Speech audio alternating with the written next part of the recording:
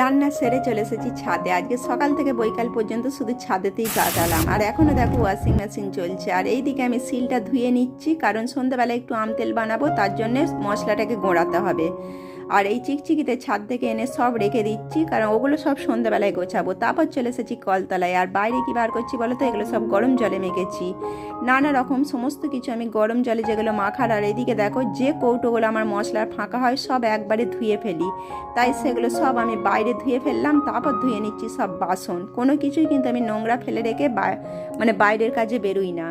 আর রাত্রে হবে একটু চিকেন পকোড়া, আর এইদিকে আছে রাঙালুর পরোটা হবে। সেই জন্য রাত্রে গরম গরম করবো বলে রেখে দিচ্ছি। আর এইদিকে তরকারিগুলো রেখে মানে দেখে নাও কি কি তরকারি, আমার আর মনে নাই ঠিক কি কি বলবো, এত তাড়াতাড়ি করে দেখিয়ে দিলাম তোমাদের। হালকা অনেক মেনু হয়ে গেছে।